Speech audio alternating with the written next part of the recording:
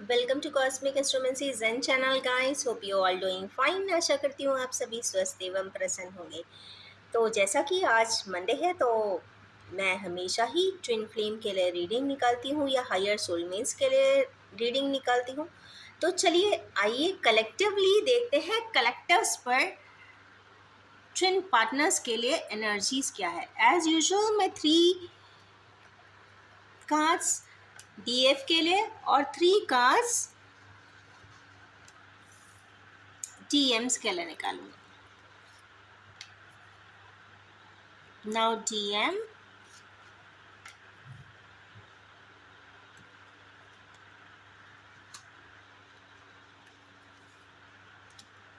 Okay, good. Wonderful cards for DM today. Good. चल now it's clarity time कि ये cards क्यों आए हैं। फूल की एनर्जी है गाइस। इस वक्त ऐसा लगता है कि ये जो जुपिटर एंड साउथ नोड का जो ट्रांजिट है ये ट्विन फ्लेमर्स के लिए बहुत इम्पॉर्टेंट होने वाला है और कहीं ना कहीं फूल की एनर्जी एक न्यू बिगनिंग की तरफ इंडिकेट कर रही है। 0 की डिग्रीज है। डीएफ इस वक्त काफ़ी हद तक इनर वर्क कर चुकी है, बैलेंस है, आगे बढ़ना चाहती हैं या फिर वो बढ़ भी रही हैं। किसके बेसिस पे बढ़ रही हैं? वो फ्री फ्लोइंगली अपनी आत्मा के बेसिस पे, कॉन्शियस के बेसिस पे या फिर जैसा डिवाइन उनको सर्कल्स दे रहे हैं, साइकिल्स दे रहे हैं, उसी प्रकार से ये बढ़ रही है। चलिए निकालेंगे क्लैरिटी कि फूल वैसे क्यों आया है। यहाँ पे फूल आया है इमोशनल विड्रॉल के लिए। चले एक और निकाल लेते हैं किस चीज़ का emotional withdrawal. Okay, intuition. 8 and 2 की एनर्जी आई है। तो अगर डीएफ्स कहीं ना कहीं अपने ट्विन पार्टनर के किए हुए मिस ट्रीटमेंट से या किसी प्रकार से उनको जो दुख था उसी से विड्रॉ करती हुई दिखाई दे रही है। मीन्स कहीं ना कहीं जो थोड़ा बहुत दुख भी अगर अंदर आत्मा में कहीं इम्बाइब्ड था वो उससे भी आगे निकलती हुई दिखाई दे रही है। और इसमें किसने सपोर्ट किया है? सिर्फ उनके इंट्यूशन ने सपोर्ट किया है कि भाई ऐसी एनर्जीज में जीने का कोई मतलब नहीं है जिसमें दुख है, तकलीफ है, संताप है, तो उससे आगे निकल जाइए। तो कहीं ना कहीं ये जो इमोशनल विड्रॉल है कहीं ना कहीं वो इमोशन से विड्रॉ करती हुई दिख रही है, दुखी है, संतापित है और उससे भी वो आगे निकल के फूल्स की एनर्जी में आ रही है। चलिए देखते हैं एस ऑफ वैंड्स क्या चीज़ इनिशिएट करना चाह रही हैं। वाओ, मेमोरीज ऑफ लव आए हैं।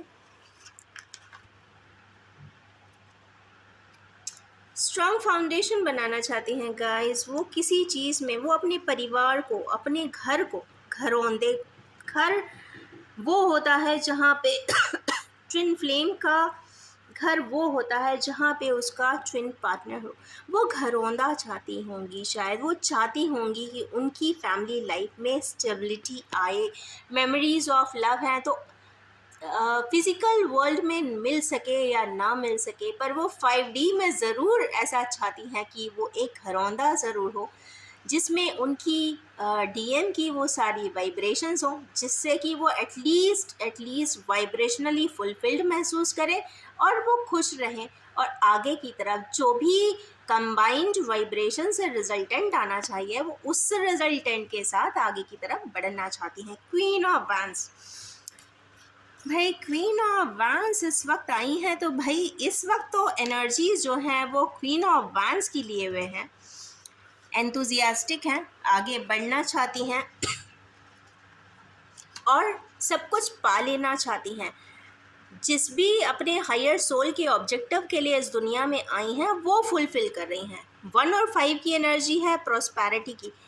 यहाँ पे 2 अलग अलग हैंड्स हैं गाइस। तो कहीं ना कहीं अलायंस का समय या तो आगे आ रहा है या आ चुका है या उनके जो मेहनत के जो फ्रूट्स हैं वो पूरा कंप्लीट हो चुका है। फ्रक्टिफिकेशन का शायद टाइम होगा आसपास। तो उनकी एनर्जीज़ कहीं ना कहीं उन्हें ये गाइड ज़रूर कर रही होगी कि बस ये सब्र के फल मीठे ज़रूर होंगे, किसी भी रूप में हो सकते हैं क्योंकि उनका एक विजडम वो हो नॉलेज होती है जो इंसान अपनी लाइफ की जर्नी से पाता है। तो उनके जो एक्सपीरियंसेस हैं, उन्होंने बहुत सारा विजडम उनको दिया हुआ है और उसके बेसिस पे वो अपने आप को किसी क्वीन ऑफ वैन से कम भी नहीं समझती हैं, अथॉरिटी पे हैं, इनिशिएटिव ले रही हैं और कुछ ना कुछ वो अच्छा कर देना चाहती हैं। किसके लिए कर देना चाहती हैं? तो यस, उनके लिए कर देना चाहती हैं जिनके लिए या जिस डिवाइन ऑब्जेक्टिव के लिए वो इस दुनिया में आई हैं। तो वो कुछ अच्छा ही कार्य सोशली या फिर सोसाइटी के लिए या फिर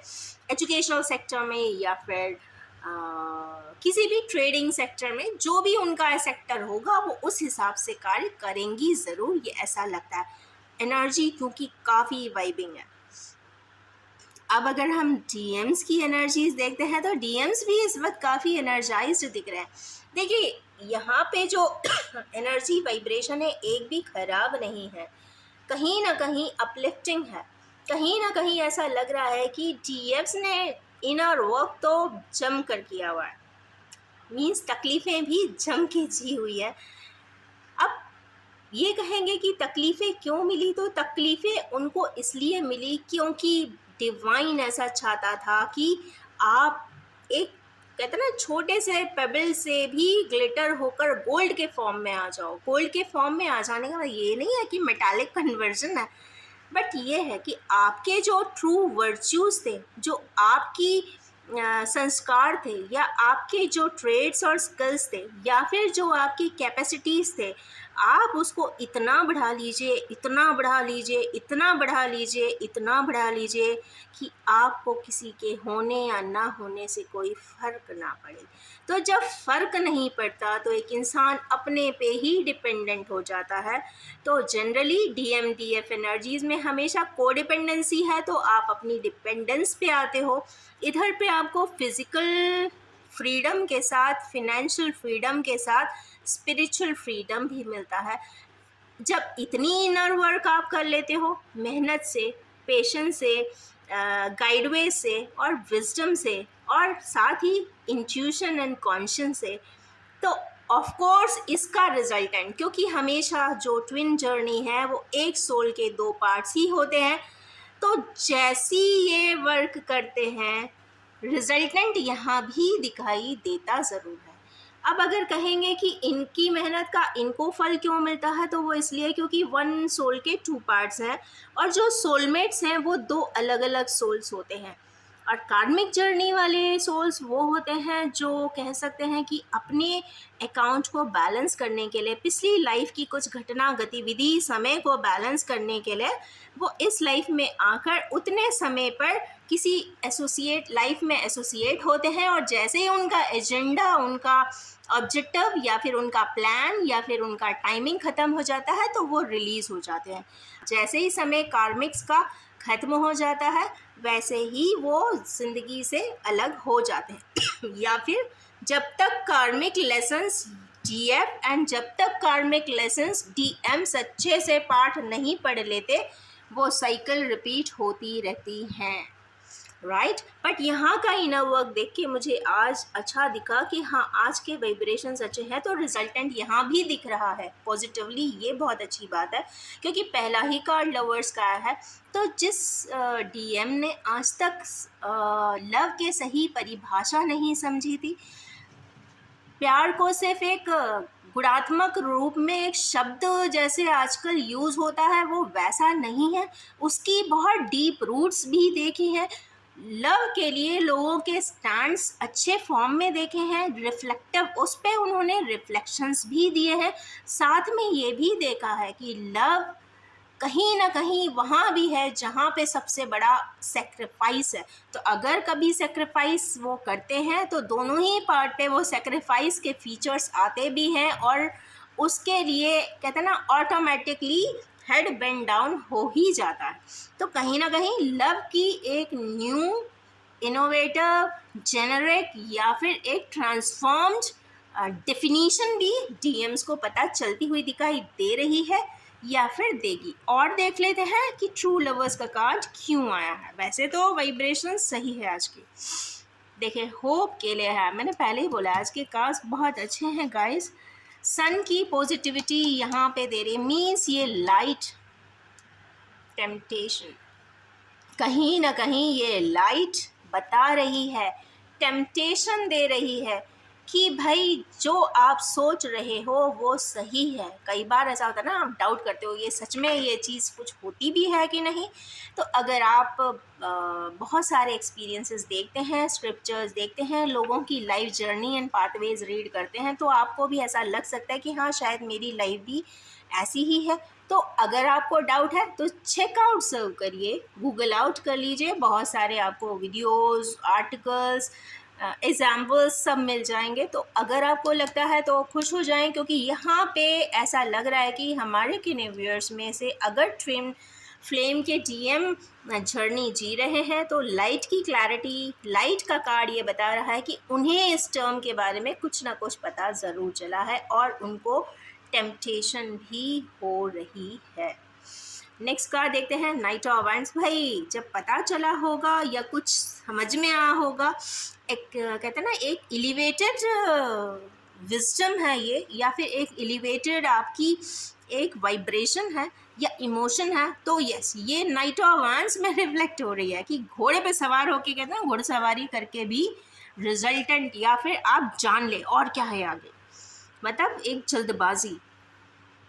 बट उस जल्दबाजी को क्लैरिफाई पेशेंस ने किया है कि भाई घोड़े पे सवार होके तो कभी भी आ सकते हैं, जा सकते हैं, बट पेशेंस क्यों कर रहे हैं, क्योंकि यहाँ थ्रोट चक्र आया है। तो थ्रोट चक्र में कुछ इश्यूज़ है। 1 और 4, 14 की एनर्जीज़ को क्लैरिफाई ने किया है। कुछ ऐसे इवेंट्स, ऐसे कुछ इंसिडेंट्स ज़रूर हुए हैं, ऐसा कुछ बोला है या फिर डीएफ ने बोला हो या डीएम ने बोला हो, जो उन्हें कहीं ना कहीं डिग्निटी कहते हैं ना इरेज करने वाला लगा होगा। तो इस वजह से थ्रोट चक्रा के यहाँ पे ब्लॉकेजेस भी है, या जानते सब कुछ है, समझते सब कुछ है पर बोलना नहीं चाहते, या फिर जानते हैं समझते भी हैं पर कहीं ना कहीं कुछ ब्लॉकेजेस है। ब्लॉकेजेस का मतलब है कि कुछ ना कुछ ऐसी परिस्थितियों में है, या फिर उन्हें उतनी बातचीत करने की एक्स्ट्रा फ्रीडम नहीं है, या फिर वो बहुत ज़्यादा सिक्योरिटी में या बहुत ज़्यादा कंट्रोल में रहते हैं या रखा जाता है कि वो अपनी स्वेच्छा से कोई स्टेप उठा नहीं सकते हैं।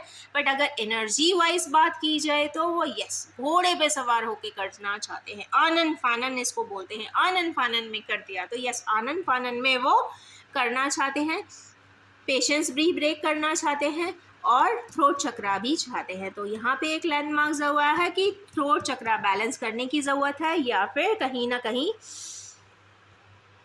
एक्टिवेट करने की ज़रूरत है। लास्ट कार्ड है यहाँ पे सन का कार्ड। तो भाई 7 जनरेशन बता रहा है। तो ये जो डीएन एंड डीएफ की लाइफ एंड एनर्जीज़ की जो बात हो रही है, ये 7 जनरेशन्स की तो कंफर्म है। या तो ये हो सकता है कि 1 2 3 4 डीएम एंड डीएफ की जर्नी की ये 4th लाइफ साइकिल हो, जिसमें आप मिले हैं, लड़े हैं, झगड़े हैं, समझा नहीं है, और एक रनिंग कर रहा था, एक रनिंग एंड चेजिंग कर रहा था, एक समझना नहीं चाहता था, एक समझाना चाह रहा था। कुछ ना कुछ इस तरीके की चीज़ें दिख रही है, क्योंकि यहाँ पे एक फाउंडेशन की भी बात है, विजडम की भी बात है, मेमोरीज़ की भी बात है, मुलाकात तो हुई है, और यहाँ पे फ्रैक्टिफिकेशन की भी बात है, यहाँ पे कन्फर्मेशन कार्ड्स भी आए हैं, यहाँ पे कुछ कम्युनिकेशन में कुछ एरर्स की भी बात है। कुछ बात ये हो सकती है कि कम्युनिकेशन में गड़बड़ियाँ हुई होंगी, बट ये भी समझने की ज़रूरत है कि अगर गड़बड़ियाँ हुई भी है तो भी एक ही सोल के 2 पार्ट हैं। अगर आप अपनी ही आत्मा को नहीं समझ सकते तो दुनिया में आप किसी को भी नहीं समझ सकते। तो जो है, जैसा है, जितना है बहुत अच्छा है, क्योंकि वो आपका ही पार्ट है। ये क्लैरिफिकेशन का कंफर्मेशन सन ने भी दिया है। तो 7 जनरेशन की बात यहाँ पे दिख रही है, और मुझे ऐसा लगता है ये 4th जनरेशन साइकिल की बात यहाँ पे है, और यहाँ पे 8 ने क्लैरिफाई किया है। और एक कार्ड और ले लेंगे क्लैरिटी के लिए, फाउंडेशन। ये बात सच है कि आज के कार्ड में दोनों ही डीएम एंड डीएफ्स ने फर्म फाउंडेशन की बात तो की है। स्टार्टिंग में यहाँ भी 8 है, यहाँ भी 8 है। कहीं ना कहीं दोनों ने सैटर्न की लाइफ को, सैटर्न की साइकिल को, दुख को, तकलीफ को, इमोशन को बहुत शिद्दत से जिया है। मीन्स अगर एक सोल ने चर्निंग एंड पर्जिंग प्रोसेस इतना स्ट्रॉन्ग किया है कि हो सकता है कि दोनों अपनी अपनी जगह पर हों, बट अगर हाफ हाफ पार्ट को दो अलग अलग सेक्शंस में भी डिवाइड करके रखा जाए तो जो प्रोसेस है दुख का, जो प्रोसेस है इंस्टेबिलिटी का, जो प्रोसेस है एक मेमोरीज का, जो विजडम है, वो यहाँ भी दिख रहा है। यहाँ भी फर्म फाउंडेशन नहीं मिला है, वो फर्म फाउंडेशन चाहते हैं। दुख, तकलीफ, संताप इनको भी आया है, यहाँ भी आया है। कहीं ना कहीं पेशेंस से ये क्या चेक कर रहे हैं, मेमोरीज को चेक कर रहे हैं, क्योंकि ये मेमोरीज के जस्ट ओपोजिशन में ये कार्ड आया है। तो पेशेंस के साथ वो चेक कर रहे हैं, जिसको वो तुलनात्मक रूप पे पहले अध्ययन नहीं कर सके हैं, उसको यहाँ पे कोरिलेट करने की कोशिश किए हैं। या ये भी है दिखाई देता कि यहाँ पे 4 की स्टेबिलिटी डीएफ ने शायद बार बार मांगी होगी, पर यहाँ पे ब्लॉकेज का कार्ड भी आया है। तो ये समझने की शायद अब कोशिश कर रहे हैं, क्योंकि अब इनको इस जर्नी के बारे में या तो कुछ पता चला है, नहीं है तो एक्सपीरियंसेस ने कुछ ऐसा इनर वर्क हुआ है कि यहाँ पे रिफ्लेक्शंस शो कर रहे हैं। क्योंकि आफ्टर ऑल टीएफ जर्नी में जो पार्टनर्स आते हैं, कहीं ना कहीं एक सोल के 2 स्प्लिटेड पार्ट्स होते हैं, मिररिंग करते हैं। तो इस वक्त स्पेशली अगर आप जिस भी हालात में हैं, अगर दुखी होंगे तो आपके हाफ पार्ट को ज़रूर पता लग रहा होगा, अगर आप खुश होंगे तो भी पता लग रहा होगा। सो एटलीस्ट अगर आप इस जर्नी को बहुत बेहतरीन तरीके से समझते हैं तो एटलीस्ट खाने पीने का pattern, food pattern, sleeping patterns, exercising patterns, या फिर डेली स्केड्यूलिंग, कम्युनिकेशन का पैटर्न, बहुत सारी चीज़ें ऑलमोस्ट एक सी होती है। अगर ऐसा लगता है जैसे कभी कभी रात में नींद नहीं आती, एकदम आप आँख खोल के बैठे रहते हो, समझ लीजिए कि आपका तो स्लीप डिसऑर्डर नहीं है, फिर भी आपको नींद नहीं आई है। तो कई बार ऐसा देखने को मिलेगा कि आपके ट्विन पार्टनर को उस वक्त उस समय पे कुछ परेशानी रही होगी और वो रात भर जागा होगा, इसी वजह से वाइब्रेशनली नेक्स्ट पार्टनर को भी नींद नहीं आती है। ये एग्जाम्पल है। और भी बहुत सारे एग्जाम्पल है, जैसे डाइट कॉन्शियस हो जाना। एक पार्टनर अगर डाइट कॉन्शियस होगा तो दूसरे पे भी वो रिफ्लेक्स ऑटोमेटिकली जाएगा। किसी को बेहतर तरीके से इमोशनली जज कर समझना, जजमेंटल होना तो बहुत अच्छी बात नहीं है। इस दुनिया में आप जजमेंटल तभी हो जब बिल्कुल सेम पैटर्न फ्रीक्वेंसी की लाइफ आप जी रहे हो, वरना आपको किसी को जज करने का कोई भी अथॉरिटी नहीं है, क्योंकि आप नहीं जानते वो किस बेस पे, किस वजह से, किस कंडीशनिंग में वो रह रहा है, या उसकी क्या कंडीशन थी, या किस कंडीशनिंग में रहकर उसने वो सर्कमस्टेंसेस में डिसीजंस लिए हैं। आप किसी को जज कभी भी नहीं कर सकते, बस you can try to better understand. तो यहाँ पे मुझे लगता है जो वाइब्रेशंस आई है, येलो येलो की आ गई है, तो एबंडेंट है। तो दोनों के ही थॉट प्रोसेस काफ़ी लविंग है, काफ़ी अंडरस्टैंडिंग है, और काफ़ी विजडमफुल भी दिखाई देते हैं। और कहीं ना कहीं दोनों ही पार्ट ने एक अजीब सा, बहुत तकलीफ, क्योंकि 8 की बहुत कहते हैं ना पेनिट्रेटिंग 8 आए हैं यहाँ पर डीएफ में भी और डीएम्स में भी। तो कहीं ना कहीं बहुत इमेंस पेन भी लाइफ साइकिल में हुआ होगा। कॉन्टेक्स्ट अलग हो सकते हैं, सिचुएशंस अलग हो सकती हैं, पर पेन सेम ही रहता है। तो एक्सट्रीम लेवल का पेन अगर एक ने जिया है तो दूसरा पार्ट भी किसी ना किसी फॉर्म में जिया होगा, ऐसा दिखाई आज की रीडिंग में तो दे रहा है। यहाँ पे 5 नंबर की बहुतायत है, 1 2 3 4 1 2 3। तो 3555 का जब नंबर आता है तो ये मेजर ट्रांसफॉर्मेशन भी दिखाई देता है। और 2 बार सन की क्लैरिटी अगर आई है, फूल का कार्ड आया है, ट्रू लव का कार्ड आया है, तो आई थिंक आज की रीडिंग कंप्लीट है एंड कंपोज्ड है। तो आज की जो वीकली रीडिंग अगर हम ट्विंस की देखें तो it is quite abundant, prosperous, clairvoyant and hopeful and optimistic.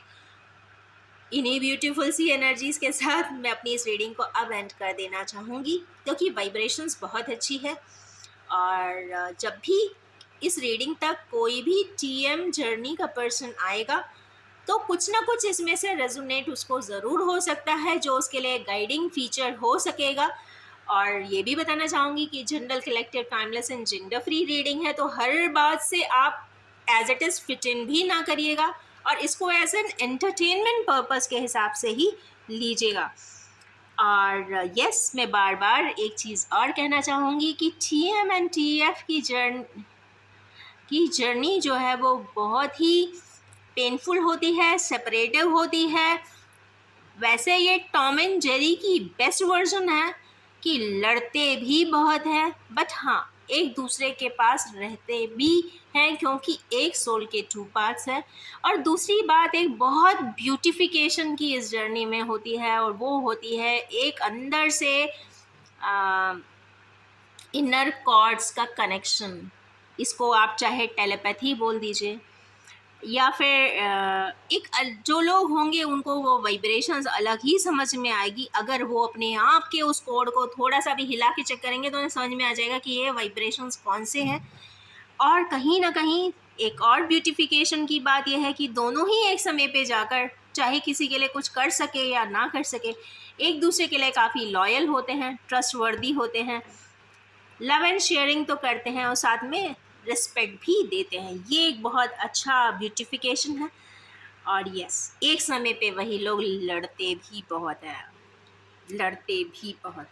बहुत एक्सट्रीमिटीज़ पे, क्योंकि दोनों को पर्जिंग करके एक नया वर्जन बनना होता है, क्योंकि वो डिवाइन प्लान है। हमेशा याद रखिए, TM एंड TF जर्नी वाले अधिकतर प्लान्ड सोल इनकार्नेशंस होते हैं, और कहीं ना कहीं वो एक मेजर ऑब्जेक्टिव के साथ इस दुनिया में आते हैं। उनका बहुत स्पेसिफिक एक ऑब्जेक्टिव होता है, और अगर दोनों चर्निंग प्रोसेस से अगर मैग्नीफाई करते हैं तो कंफर्मेशन है कि सोसाइटली कुछ ना कुछ वो बहुत अच्छा सबके लिए करके भी जाते हैं। तो thank you very much and have a nice day.